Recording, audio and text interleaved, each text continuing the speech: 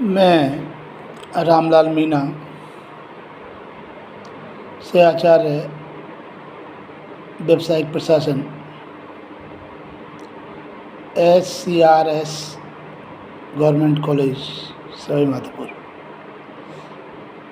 बच्चों, आप लोग कोविड-19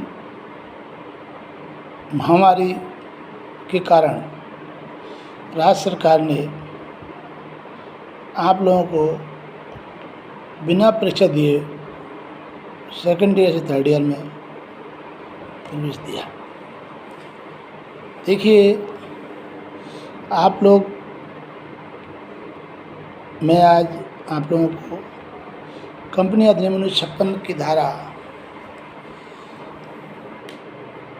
कंपनी अधिनियम 1956 की परिभाषा और उसकी विशेषताएं के बारे में बताऊंगा। इससे पूर्व मैं आपको एक जानकारी देना अति आवश्यक समझता हूं कि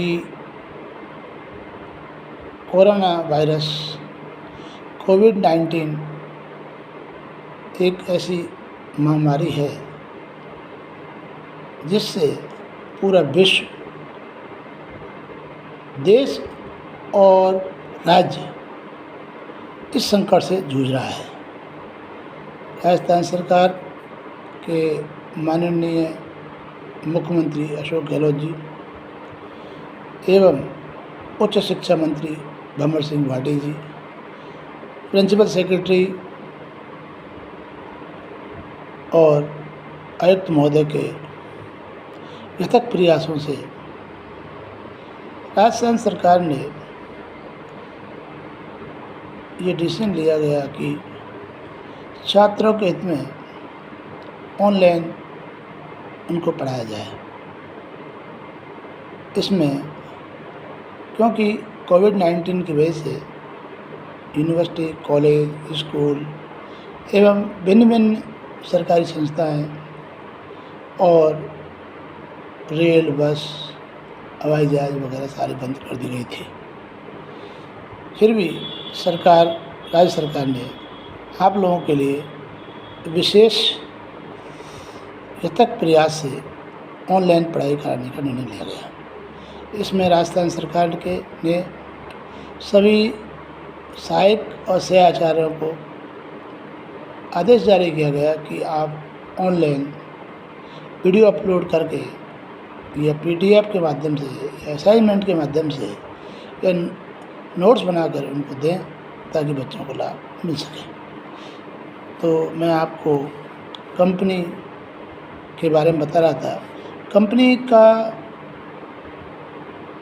जो है स्थापित कंपनी अधिनियम 1956 में किया गया था और कंपनी दो तरह की होती है, एक होती है प्राइवेट, एक होती है लिमिटेड। सरकारी जो कंपनियां होती हैं वो लिमिटेड शब्द का प्रयोग करती हैं और प्राइवेट कंपनियां जो होती हैं जैसे राम श्याम प्राइवेट लिमिटेड, तो ये प्राइवेट शब्द का यूज़ करती हैं। तो मैं ये बताना चाह रहा हूँ आपको कि कंपनी अधिनियम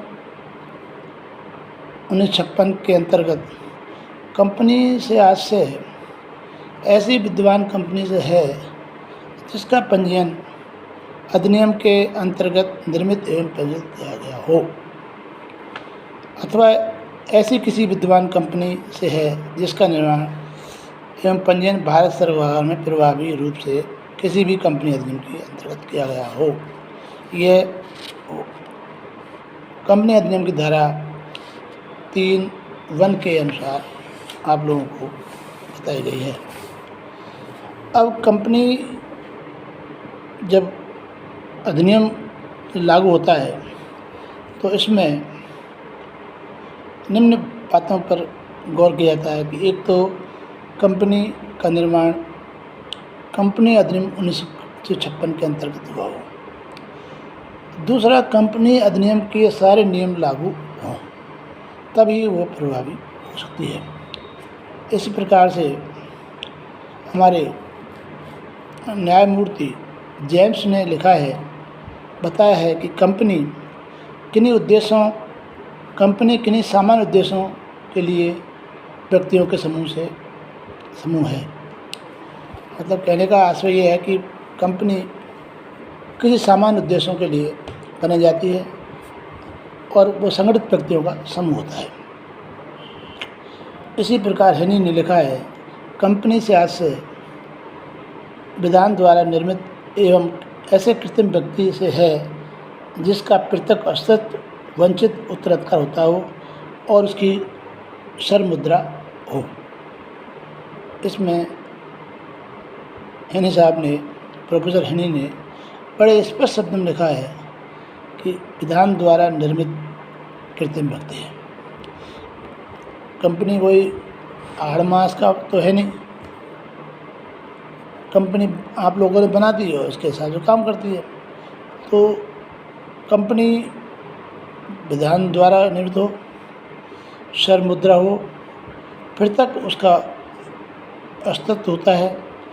इसी प्रकार से ये कंपनी की परिभाषा बताई गई है। और अब नेक्स्ट जो अपना है कि कंपनी की क्या क्या विशेषता है। कंपनी पंजीकृत एवं स्वैच्छिक संघ है। कंपनी अधिनियम की धारा के तहत कंपनी व्यक्तियों का पंजीकृत एवं स्वैच्छिक संघ होता है।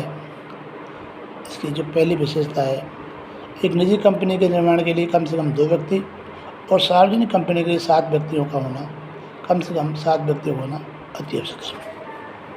दूसरा है विधान के अधीन निर्मित एवं कृत्रिम व्यक्ति। आपने देखा होगा कि कंपनी अधिनियम के तहत जो कंपनी स्थापित होती है वह विधान से आशय है कि अधिनियम 1956 के तहत ही हो। और ये कृत्रिम व्यक्ति से जो आशय है कि ये कंपनी की एक मोहर होती है, कंपनी कोई व्यक्ति नहीं होता है, सेक्रेटरी है, अध्यक्ष है, ये है, इनके नाम से होते हैं। तो इसलिए हम ये कह सकते हैं कि विधान द्वारा निर्मित व्यक्तियों का होना अति आवश्यक है।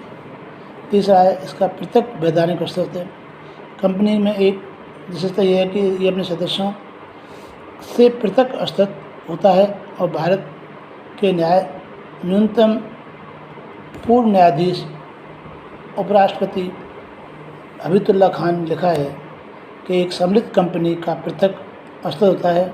कानून इसे अपने सदस्यों से पृथक मानता है। ऐसे पृथक अस्तित्व ही उत्पन्न हो जाता है। देखिए, आप लोगों को मैं बता दूं कि